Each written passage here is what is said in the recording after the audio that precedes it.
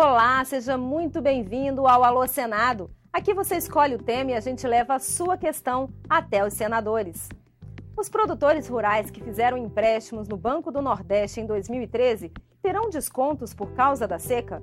Porque os professores universitários têm os menores salários dentre todos os servidores públicos federais. E o que o Brasil pode esperar do novo Plano Nacional de Educação? O Alô Senado está no ar. Em 2013, a seca prejudicou mais uma vez as lavouras do Nordeste. Por conta da estiagem, produtores rurais que contraíram empréstimos do Banco do Nordeste naquele ano esperam receber descontos sobre o dinheiro que devem. Esse tipo de desconto já foi dado em anos anteriores, quando a seca causou prejuízos aos pecuaristas e agricultores. O Francisco Coutinho de Medeiros Filho escreveu para a gente lá de Piracuruca, no Piauí, para perguntar: por que o Banco do Nordeste ainda não concedeu esses descontos? Francisco, a sua pergunta foi respondida pelos senadores Inácio Arruda e Antônio Carlos Valadares. Bom, aí vários fatores poderão contribuir para esta situação de deprimento e de prejuízo dos pequenos produtores rurais que foram atingidos pelas secas. Uma delas é, por exemplo, a decretação pela autoridade local, pelo prefeito, de estado de emergência. Esse estado de emergência tem que ser aprovado aqui pelo Ministério da Integração, com a participação inclusive do governo do estado. Esta é uma situação. Outra situação é estar o produtor rural enquadrado nas leis ou nas medidas provisórias que foram aprovadas pelo Congresso Nacional e sancionadas pela Presidência da República, visando a beneficiar os agricultores que tomaram prejuízos com as intempéries, com as secas e também com as enchentes. Francisco Coutinho, muito obrigado pela sua pergunta, é um prazer poder respondê-la. Veja, todas as dívidas contraídas em anos anteriores, 12, 11, 10 e mesmo anterior a 2010, elas já foram objeto de negociação de medidas provisórias e o banco, evidentemente, está trabalhando para que todos tenham o atendimento adequado, quer dizer, todos tenham o desconto que foi aprovado na legislação, algumas delas mandadas pela própria presidente e outras modificadas aqui no Senado e na Câmara. Ocorre que o ano de 2013, as pessoas que estavam contraindo empréstimos ali naquele ano para a produção rural, quer dizer, você só tem repercussão desse empréstimo no ano seguinte, no mínimo um ano de diferença, porque esse empréstimo normalmente tem carência de 2 anos, de 3 anos. O efeito desse empréstimo para o tomador só se dará daqui a 2, 3 anos no mínimo. Mesmo assim, no caso de 2012, 2011, já tivemos negociações tendo em conta que esses anos também foram de estiagem em grande parte do Nordeste brasileiro. E o ano de 2013 só pode ser discutido em 2014, quem tomou empréstimo em 2013. Foram poucos os que tomaram empréstimo nesse período, porque já estavam vivendo o ano de seca, então não tinha motivo nem razão para tomar empréstimo para a produção rural no ano que a estiagem já estava presente.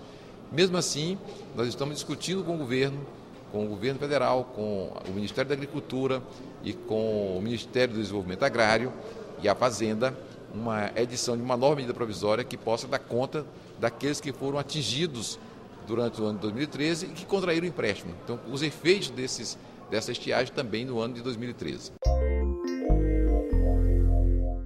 Sou José Luiz Simões, de Pernambuco. Minha pergunta é que em 2012 nós tivemos uma greve dos professores das universidades federais de 4 meses e eles tiveram reajustes pífios. Então eu queria saber dos senhores senadores por que os professores das universidades federais têm os menores salários dentre os servidores públicos federais. José Luiz, você tem toda a razão em fazer essa pergunta, essa é uma preocupação nossa. O ensino público, de uma maneira geral, está caindo, e principalmente nas universidades federais. A USP não é mais a líder no ranking na América Latina, como também não faz parte mais entre as 50 maiores universidades do mundo, que fazia parte. Isso porque não tem um plano de carreira definido. Os professores têm tido reajustes muito abaixo das suas necessidades. Então está se desestimulando. E essas pessoas, esses pesquisadores das universidades estão estão procurando outros rumos, porque não é possível que um professor universitário com tantos títulos ganhe o que estão ganhando. Então, o que falta e que nós colocamos no Plano Nacional de Educação é justamente o plano de carreira dessas pessoas, que tem que ser altamente remuneradas. São os formadores dos profissionais do futuro, dos pesquisadores do futuro. Então, isso é um erro crônico nesse país, não investir na carreira dos professores. Então, se nós não revemos com urgência isso, nós vamos ter um problema drástico, que começa desde o ensino fundamental e hoje repercute seriamente nas universidades. As universidades não estão conseguindo pagar e segurar os bons mestres. O Plano Nacional de Educação, citado pelo senador Ciro Miranda, tramitou no Congresso Nacional ao longo dos últimos 4 anos e foi sancionado pela presidente Dilma Rousseff no dia 26 de junho. O PNE, como é chamado, estabelece 20 metas a serem cumpridas nos próximos 10 anos para garantir a qualidade da educação pública no Brasil. As metas contemplam desde a educação infantil até o ensino superior e tratam de temas tão diversos quanto o financiamento do setor e a formação dos profissionais. Você vê agora mais detalhes sobre o Plano Nacional de Educação na matéria da repórter Mariana Abreu. Aumentar o nível de escolaridade da população, reduzir as desigualdades educacionais, melhorar a qualidade do ensino. São objetivos do Plano Nacional de Educação. Aqui nós estamos discutindo o nosso presente e estamos discutindo também o nosso futuro.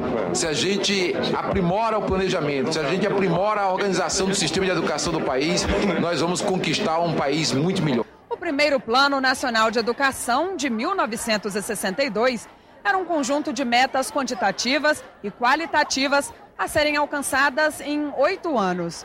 Em 2001, veio o segundo plano, uma exigência da Constituição de 1988.